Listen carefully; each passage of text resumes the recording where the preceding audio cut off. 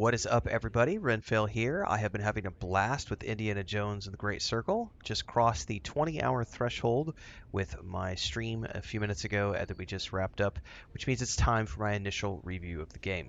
If you're not familiar with how I do my review series, I start off with an early thoughts video, which usually comes out within the first 3 to 10 hours of the game, depending on how long the stream is for the first day. The second review I do is somewhere around 20 to 25 hours. And then I do a third and final review after I have finished the game, and I share my thoughts with you from the very beginning. Here's my first impressions through to, hey, I've sunk some time into this game, through to the, hey, I've finished the game. So this is the second of 3 reviews that I will be doing around this game, and it's the same exact process I follow for every single other game that I play and review here on the channel. So make sure to check out all the other videos. There are around 7,000 videos on this YouTube channel. This is the day job, daily streams on YouTube and Twitch at around 7 a.m. Central Time. So hopefully we'll see you tomorrow as we continue the adventures in Indiana Jones and the Great Circle. As I go into this review, spoiler alert, I will be spoiling elements of the story slightly. I'll try to keep it as spoiler free as possible, but I can't avoid doing a review without talking about some of the story. So you've had your warning. I will again try to keep it as light as possible as we go forward with this initial review. So cross 20 hours. I can tell you the one thing that I did not expect going into this game was how open world this game is. I was kind of thinking this was going to be a more linear mission based game. It is not. The areas are quite massive that I've seen so far.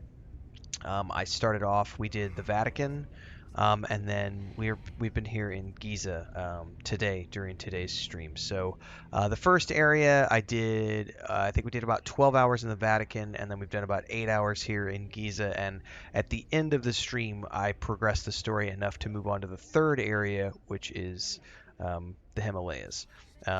That might be as far as the story spoilers go, like just locations. I don't think I'll be spoiling any of the story beyond this point. The areas are big that I've seen so far, and I have left stuff up on the table. So the way this works is essentially you get, when you first arrive in a destination, you don't know anything about it, you have to go forth and find maps. And once you find a map, you can then see your little character represented by the arrow down there in the bottom right on the map as we turn around, and you use the map to navigate around. Red zones are territory controlled by enemy factions, and then there are other places you can explore. Now, when you go into your journal from here, when you first start off, all you're going to see is the adventure section at the very top, which is the main section. But as you explore the area, you're going to uncover field work, you're going to uncover discoveries, you're going to uncover mysteries, and those are things that are going to be little mini adventures that you will do along the way. And kind of the way it goes down the list is kind of the order of magnitude. Like, adventures are the main quests, but all the fieldwork quests are fully voiced with cutscenes and honestly feel like full missions themselves. It can sometimes take like an hour or two to do.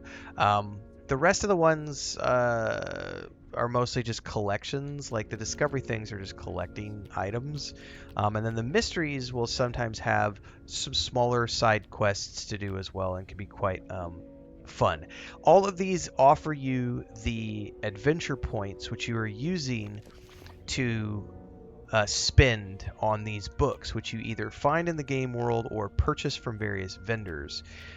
These books are the things that allow you to make your character better at things. So it's got a pretty cool, it's not a leveling system, it's a progression system whereby by finding books and spending the adventure points that you earn through exploration on said books, you can unlock these abilities: increased health bar regeneration, clinch enemies for longer, drains less stamina when climbing. But there's, survival fitness, packing, brawling, and you'll notice, like, for packing, I found Sawbones 2, but I haven't found Sawbones 1. Excuse me. And actually, I may have found Sawbones 1, but I chose not to buy it. And I know where it is, so I could probably go back and get it. Anyway, it's a pretty cool progression system.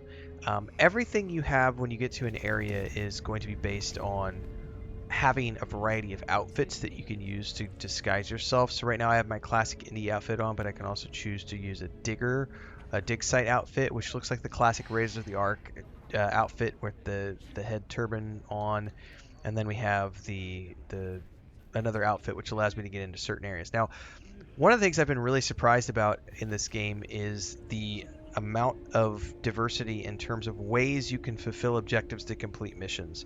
So I'm going to give a perfect example, which is not a spoiler because it's something that was shown in all of the previews for the game.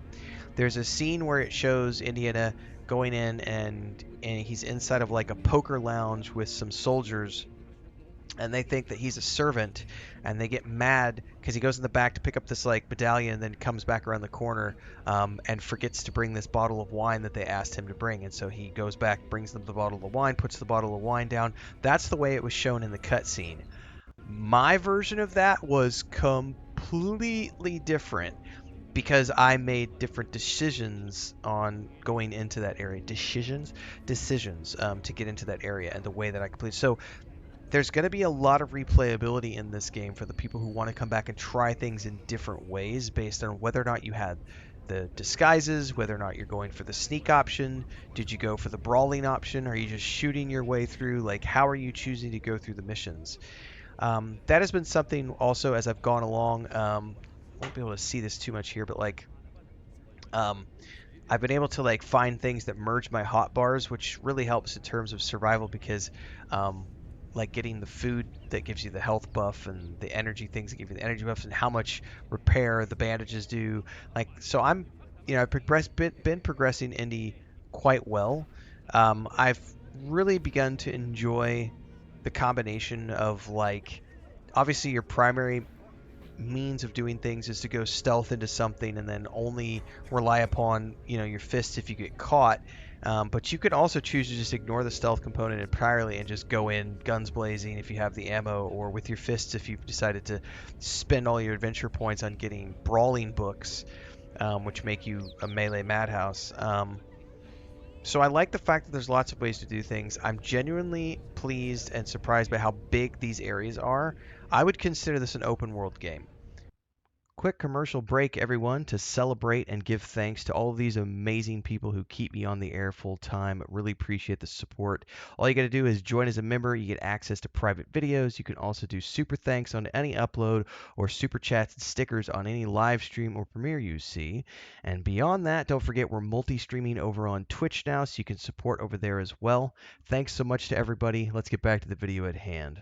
Obviously, these are zones, but each one of these areas has been massive and provides you with 8 to 10 hours worth of entertainment that I've seen. And then if I were to go to the completionist route and choose to like go through here and get all of these collections, like this is another thing. I actually have the book for this one so I can see them on the map. The field notes and stuff, I don't have the maps yet.